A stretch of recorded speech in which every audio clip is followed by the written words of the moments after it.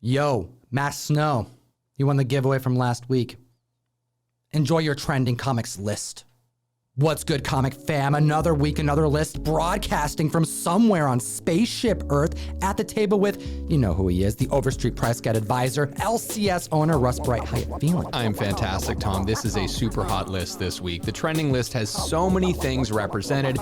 We have movie trailers, we have announcements, we have television stuff. Hey, there's even some speculation on here. It's all over the board, so you guys better strap in, like, subscribe, because you want to know what happens all the way to the end of this video. At the list, at number 10, we have James Tynan Goodness, issue number 1, the 5th print secret variant of Department of Truth issue number 1. It is red. It is the same cover of the issue number 1 secret variant, just in a different color, going for $65 average sales and a high sale of $90 for a raw copy. This just came out, and this price does not make sense to me. I absolutely agree with you, Tom, because you know what? This is a 5th print secret variant, and it's selling for way more than it should be, my opinion. You know what? People started hitting me up this week, and they're like, hey, do you have this variant? We got 15 copies of the regular at the shop, and I got 3 of the secret variants, so it's a 1 in 5.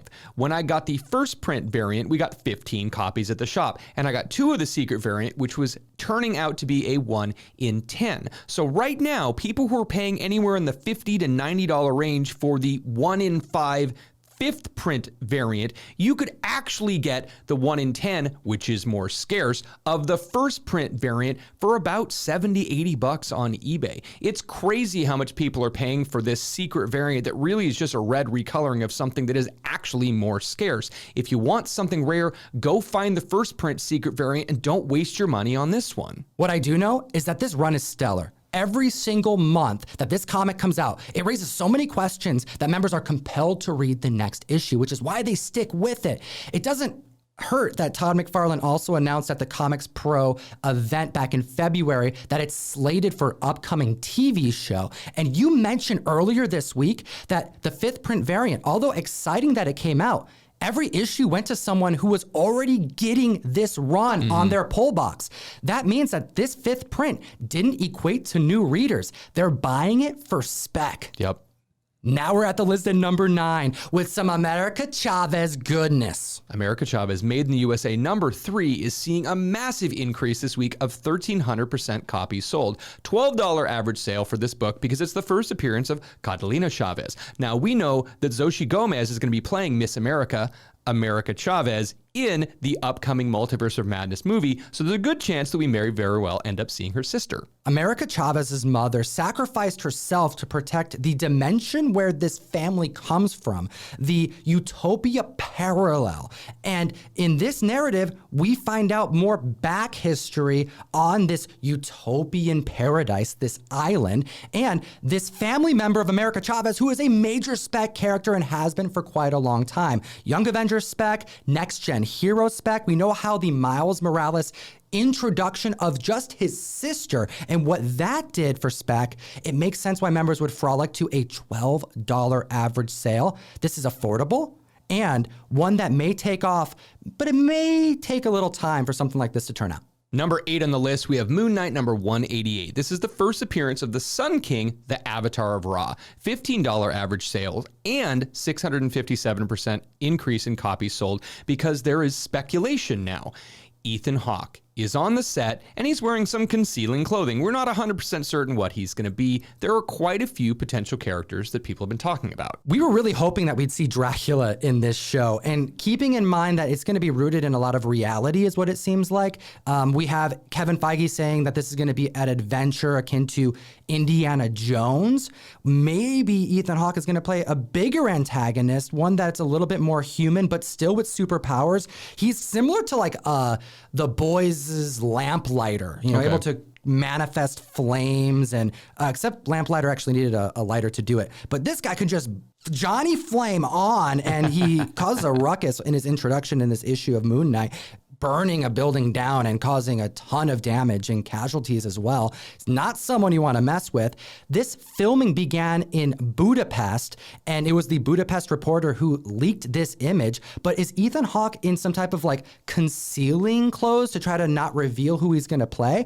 Or is this his character, and could this character be the Sun King? Also known as Patient 86, this former soldier is one of the newer characters in the Moon Knight run. But we also have to keep in mind that he has been the mastermind of a lot of the things in the last 4 or 5 years since he's been around. There's a new Moon Knight series that's just about to start at Marvel. We may end up seeing him be a major player. Now, my caveat is that we have a lot of speculation information. Some speculation is right, some speculation is wrong. The John Cena Peacemaker stuff was right. All of the Idris Elba stuff was not. So tread lightly when you have a book like this. At the list at number 7, we have a new comic this week, G.I. Joe 281, hitting $9 average sales. Look out for that B cover that's starting to hike. Look out for that 1 in 10 cover that's hitting near $20 on average because we have a new character. We have Sherlock being introduced, a military policewoman who is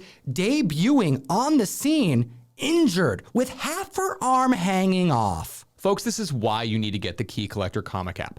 This book was the key of the week, and a bunch of the key alerts that we've been seeing in the past couple months or so have been G.I. Joe related. John Cena went on Instagram and said that he's excited to be playing something new in G.I. Joe. We know that there's a live action TV series that Lady J is going to be in.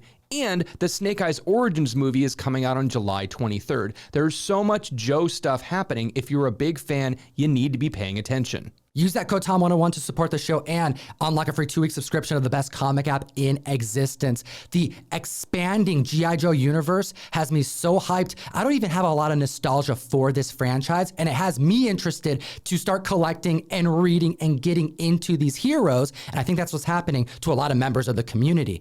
Now, Sherlock, breaking on the scene as badass as she did in this issue, it makes sense why members are starting to secure their copy of this new character. Although she's already injured upon introduction, she is very cunning. She anticipated this ambush to happen, that this battle would take place. And although her arm is barely hanging on and would have to be amputated, and she will receive a Winter Soldier type of treatment by the end of this comic book. She's getting a robotic arm and is staying with the military. Her cunningness led her to plant chemicals in a way that would douse the inside collaborator, the perpetrator behind this leak that allowed this ambush to take place so that they can find him and hunt him down. I have high hopes for Sherlock. Her narrative is continuing, and I'm on board. Number 6 on the list, we have a Millarverse book, but not the one you're thinking about. This is Magic Order number 1. $6 average sales, $100 for a CGC 9.8, but 1,850% increase in copies sold. Now, this feels like a dark Harry Potter. We've got 5 warring magical families, and the fact that we know it's in development, this book is seeing a lot of movement this week. Released in 2018, this 6-issue series is super dark and was written with the goal of bringing it to the screen. That's why Key Collector was mentioning this years ago on the app and why we're seeing it back on the list this week. We have a narrative that is so dark. It's very mature. There's nudity in this comic book. There is some crazy killings. It starts the narrative off with the killing of a wizard done by a child who's possessed literally in front of his mother. This is gonna hit Netflix and it's gonna shake the foundation of the collector scene. Number 5 on the list, we have Captain America 352. We're seeing $25 average sales and a $45 high sale for a raw copy. This is the first team appearance of the Supreme Soviets, Red Guardian, Perun, Sputnik, and the Crimson Dynamo, and the first full appearance of Phantasma. Now, we know that David Harbour tweeted out his excitement this week by saying, Ursa, Yelena, Nat, CD, Sputnik, and I, and all the rest of the Winter Guard look forward to sharing a popcorn bag and a big old screen in a dark theater with you on July 9. The Winter Guard is a sponsored government team of individuals who have special powers that are super soldiers, and they are compiled to protect the Federation of Russia, their interests around the globe. And this team has existed since the fall of the USSR, and they're also known as the Soviet Super Soldiers and Cyber Force. And what's really cool about this comic book is that they do appear on the cover. But what does the cover say? Good work, men. The Avengers have murdered the Soviet super soldiers. Now, this cover seemingly shows the Avengers over the bodies of the Soviet super soldiers, a different team. However, what you'll find out in this comic book is that this team was revealed to actually be the Winter Guard. 833% increase in copies sold this week. Очень хорошо. Very good in Russian. I like that, Russ. And now at the list at number 4, we have Bitterroot making it. Holy smokes, this book was waiting to pop, and it just did this week. Issue number 1, hitting $115 average sales. High sales for a CGC 9.8, hitting 300 bones. So normally when we're talking about this book, we're talking about the variants. We had the Mignola variant that's going for $30 average. We have the second print variant, which is $80 and only 814 copies ordered. There's even an Akira homage that's going for $220. But now we're talking about the plot. We have a family of monster hunters who are trying to settle their differences before humanity is devoured. We have an increase of copies sold of 1,025% in the last 7 days alone, and it's trending up. After Regina King was set to direct and Ryan Coogler as producer, you know him from Black Panther, that just gave the confidence the community needed to feel like this is actually going to happen. I also wanted to make sure to mention that this run, because they're pretty far into it, each issue is actually part of a 5-issue connecting cover. So take a look at issue 1, 2, 3, 4, and 5. They connect. 6, 7, 8, 9, and 10, they connect, and so on. What a cool collectible and an amazing run that takes place early 1920s during the Harlem Renaissance. Number 3 on the list, Amazing Spider-Man number 361. This is the first full appearance and the first cover appearance of Carnage. But if you want to go over to the Key Collector app and check out the Trending 20 list, where this list of 10 was sourced from, you will see that the second cameo appearance, number 360, is on the list there. Now, this book is selling at a very hot $250 raw with a $1,500 high sale for a CGC 9.8. There is a second print variant, $140 average sales for that one. Holy smokes, that happened quick. I remember when that was a $10 book. Yep. There's also a newsstand version with highs hitting $1,900 for a 9.8. I expect that to exceed $2,000. The barcode effect is in full gear, especially with symbiote keys. And this is all after the much anticipated Venom 2 trailer dropping. What'd you think of Carnage? The reveal looks dope. I am really excited for this movie, as is the rest of the comic fam. You know what? 109% increase this week may not sound like a lot, but this book is always hot. It's the price movement that made it on the list this week. Heck, members were specking on this book and other symbiote keys since before the first movie even dropped. They anticipated the spawn of Venom would be coming, that Carnage would be coming, that there will be Carnage. There is so much carnage, in fact, Tom, that it's affecting number 2 on the list as well. SpiderMan Unlimited, number 1. We are seeing $25 average sales and a $400 CGC 9.8 with a 380% increase this week. But it's not because of Carnage, it's because of Shriek, Carnage's girlfriend, whose first appearance is in this book. We knew Naomi Harris was taking on this role. It was announced back in 2019, courtesy of Deadline, and reported by Key Collector that Shriek was going to be in the sequel to Venom, and this love interest is a perfect match for our maniac Cletus Cassidy, going to be played by Woody Harrelson. She's just as sadistic. She's crazy. She is a sociopath, and she is going to be featured in this as an ally to Carnage, and it spiked this book up. Now, I also found a dealer lot of 100 that sold over the last month, and the buy it now price or best offer was $5,000. But hold your horses. That's not what it sold for. We were able to validate a price. The confirmation was that these went for $1,600, which is $16 a piece.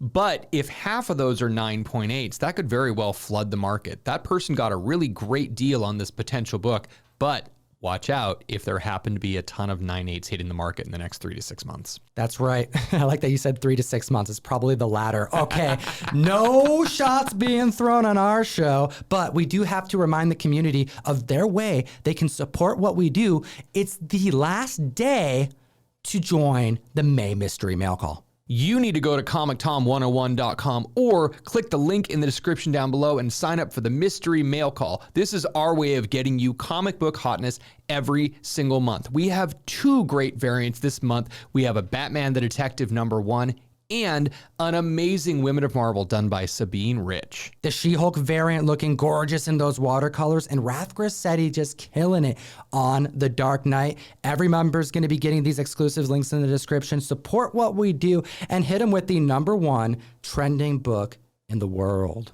Number 1 on the list, absolutely a book that we have been talking about for a very, very long time, but because of the show coming out on Netflix this last week, we are seeing Jupiter's Legacy #1 hit all-time highs, $25 average sale for raw copies and $220 for a CGC 9.8. This is kind of a coincidence, but we also saw a lot of 50 sell on eBay recently. 50 copies going for $1,500. That's an average of like $33 per comic book. That's actually really impressive because it's more than the raw sales are going for one at a time. And that just means we have someone out there who is speccing long-term on this book. Clearly going after some high-grade copies, I suspect. And this is the second time we're chatting about a Mark Millar property. And this is like the 4th time in the last month that we've chatted about a book from this creator. This gives me confidence, especially because this show was slated for Netflix, but we didn't know if it was actually gonna happen. There's been so many ups and downs for so many of his runs